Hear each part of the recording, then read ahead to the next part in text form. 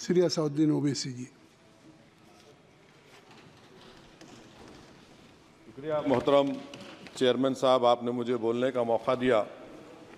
मैं शुरुआत में बताना चाह रहा हूं कि मैं हुकूमत की तरफ से लाए गए इस रेजोल्यूशन की मुखालिफत में बोल रहा हूं और मैंने अमेंडमेंट्स भी दिए हैं प्रेजेंट एड्रेस के लिए। और चेयरमैन साहब, आप उर्दू को जानते हैं। किसी एक शायर ने शायद बरसर इख्तिदार जमात के लिए ये शेर कहा होगा कि उसूल बेचकर मसनद ख़रीदने वालों, निगाह अहले वफ़ा में बहुत हक़ीर हो तुम।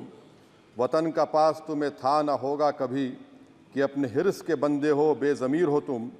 इज़्ज़त नफ्स किसी शख्स की महफूज नहीं, अब तो अपने ही निगहबानों से डर लगता है। डंके की चोट पे जालिम को बुरा कहता हूँ, मुझे सूली से न जिंदानों से डर लगता है। मोहतरम चेयरमैन साहब, मैं आज इन लोगों की तरफ से बोल रहा हूँ जो दिखते तो हैं, जिनके बारे में बात तो होती है मगर उनकी कोई नहीं सुनता। मैं उनके बारे में बोल रहा हूँ जिनके बारे में वज़ीर आज़म मोदी ने कहा था कि घुसपैठी है। मैं उन बेटियों और माओं के बारे में कह रहा हूँ जिनके बारे में मोदी ने कहा कि ज़्यादा बच्चे पैदा करते। मैं उन मासूम नौजवानों के बारे में कह रहा हूँ जिनको मॉब लिंचिंग के ज़रिए मारा जा रहा है।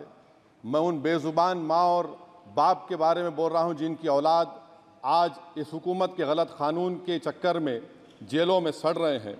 सर, मैं दस्तूर जब इस ऐवान में बन रहा था, संविधान बन रहा था, तो उस वक्त अलहदा वोटर लिस्ट और इंतखाबी रिजर्वेशन की बात आई तो उस वक्त के हमारे फाउंडिंग फादर्स ने, हमारे बुजुर्गों ने, दोनों समुदाय के हिंदू और मुसलमानों ने फैसला किया कि हम इस पर राज़ी नहीं होंगे।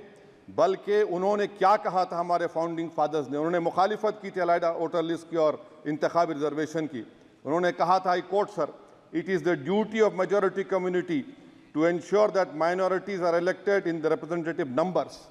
बीजेपी मुसलमानों की नफरत पर जीतती है और मुसलमानों के नाम निहाद मसीहा मुसलमानों के 90% ज़्यादा वोट हासिल करते हैं, मगर फिर भी इस ऐवान के दरवाजे नहीं खुलते मुसलमानों के लिए और सिर्फ 4% मुसलमान जीत कर आते हैं।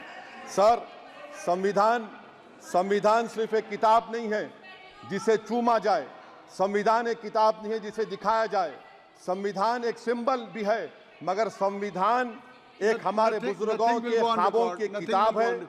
हमारे जमहूरियत को हमारे बुजुर्गों ने इस तरह समझा, हमारे फाउंडिंग फादर्स ने इस तरह जमहूरियत को समझा कि इसमें हर समुदाय और मजहब और समाज के मानने वाले लोगों की राय को शामिल किया जाएगा इस मुल्क को चलाने के लिए। मगर इस ऐवान में सिर्फ 4% मुसलमान जीत कर आते हैं। मैं संविधान से जो मोहब्बत के दावे करते हैं उनसे कहूँगा कि कभी उठाकर पढ़ो कॉन्स्टिट्यूंट असेंबली डिबेट्स में कि नेहरू ने, H.C. मुखर्जी ने, सरदार हुकुम सिंह ने माइनॉरिटीज़ के बारे में क्या कहा था। सर, वतन अजीज़ का मुस्तकबिल कैसा होगा जब बीजेपी मुझे गायब करना चाहती है और दीगर हिज़्ब इख्तिलाफ की पार्टियां के लिए मेरा वजूद सिर्फ वोट डालना और अपनी खबर में जाकर सो जाना है। इसीलिए आप देखते हैं कि ये समाजी इंसाफ है सर कि 4% मुसलमान जीत कर आते हैं। सर, इस ऐवान में ओबीसी समाज के एमपी अब अपर कास्ट के एमपी के बराबर हो चुके हैं। ओबीसी समाज के एमपी अब अपर कास्ट एमपी के बराबर हो चुके हैं और 14% मुसलमान सिर्फ 4% जीत कर आते हैं। CSDS का डेटा ये बताता है कि इस मुल्क में जो वोट बैंक है, जो एक मुश्त वोट डालता है, वो अपर कास्ट का है। मुसलमान का कभी ना वोट बैंक था ना कभी रहेगा। सर, 4 जून के बाद 6 मुसलमानों की मॉब लिंचिंग हुई, 11 घरों को मध्य प्रदेश में मोदी के बुलडोजर ने निस्तो नाबूद कर दिया। हिमाचल प्रदेश में एक मुसलमान की एक दुकान को लूट लिया गया और हिज़्ब इख्तिलाफ की पार्टियों की तरफ से सन्नाटा है। शायद अब वक्त आ चुका है कि लफ्ज़ मुसलमान का नाम लेना भी अब उस पर पाबंदी आयद कर दी जाएगी। सर, मैं ये बात बताना चाह रहा हूँ कि नरेंद्र मोदी को जो मैंडेट मिला है। एक मिनट, आप लोग बैठ जाएं, कृपया आप लोग बैठ जाएं। श्री मनसुख मांडविया जी, आप लोग बैठ जाएं, कृपया माननीय सदस्य बैठ जाएं। श्री मनसुख मांडविया जी, कृपया आप लोग बैठ जाएं। अपने प्रारंभिक कृपया आप लोग बैठ जाएं। आप लोग बैठ जाएं। माननीय सदस्य ने अपने प्रारंभिक भाषण में जो शब्द प्रयोग करा है उसको ऑथेंटिकेट करा जाए।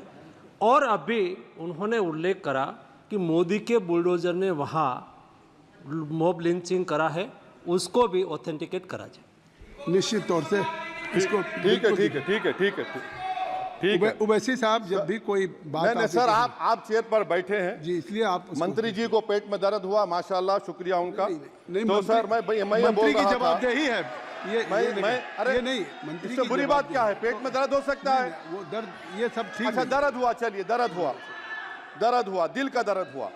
तो सर जो नरेंद्र मोदी को मैंडेट मिला है वो सिर्फ और सिर्फ मुसलमानों की नफरत पर हिंदुत्व की वजह से मिला है। I would like to say it is not Modi's in dock but every single person voted him despite his anti Muslim voice. And I would like to tell the opposition parties, this is not a moral victory for you, this is a victory of majoritarianism. Everyone should contemplate and do introspection. Why is it that the OBCs and the upper caste are getting their due representation? Why are the Muslims not getting? Are we here only to vote for you and not to get elected? If that is the case, please tell us that we are only here to vote for you. Sir, आज भारत के आधे नौजवान बेरोजगार हैं और रोजगार की तालाश, बेरोजगारी का आलम यह है सर कि मोदी सरकार के 5 साल में 75 लाख एस्पिरेंट्स की जिंदगी बर्बाद हो गई, 6 पेपर लीक हुआ। बेरोजगारी का आलम यह है सर कि रशिया जा रहे हैं, वहां जाकर अपनी जानों को दे रहे हैं। बेरोजगारी का आलम यह है कि नरेंद्र मोदी रोजगार का कैंप चलाती है नौजवानों के लिए कि तुम इजराइल में जाकर काम करो, उनको कैनन फॉडर बना रही है ताकि फलस्तीनियों की जायदादों को हड़प कर सके। ये भी कंक्लूड कर। अरे सर मेरा टाइम है, कहाँ टाइम है सर? आप ये टाइम ले लिए मेरा सर, मैं 2 मिनट दीजिए। ये विश्वगुरु की पॉलिसी है, इजराइल को 27 टन हथियार जा रहा है। 9 मिलियन भारत के लोग गल्फ में काम करते हैं, क्या असर पड़ेगा? 47,000 इजरायली फलस्तीनी मार चुके हैं। क्या है हमारी पॉलिसी सर? क्यों हथियार दे रहे हैं सर? नस्लकशी हो रही है। सदर जमहूरिया के खुतबे में राष्ट्रपति के सर, मैं उसी पे बोल रहा हूं सर, उसमें लिखा हुआ है फॉरेन पॉलिसी के ऊपर, आप पैराग्राफ नंबर 25 देख लीजिए। सदर जमहूरिया में सैचुरेशन अप्रोच है। क्यों नहीं मोदी सरकार माइनॉरिटीज को तीनों स्कॉलरशिप को डिमांड करती है सर? उसको आपने बजट कम कर दिया सर। बनारस का बुनकर 18 महीने से मंडी का शिकार है, सूरत और बेंगलुरु जा रहा है सर। आखिरी बात कंक्लूड कर रहा हूं, आखिरी बात सर, पनून केस में निखिल गुप्ता, मोदी ने कहा था कि हम घर में घुसकर मारा, तो निखिल गुप्ता को किसने ऑर्डर दिया था पनून को मारने का? अगर नहीं दिया तो उसको बचाइए, और अगर दिया नहीं तो फिर उस पर पीएमएलए क्यों नहीं लगाकर? सर समाप्त करो। कमेटी बनाई आपने, उसका क्या हुआ? सर हम एससीओ को नहीं जा रहे।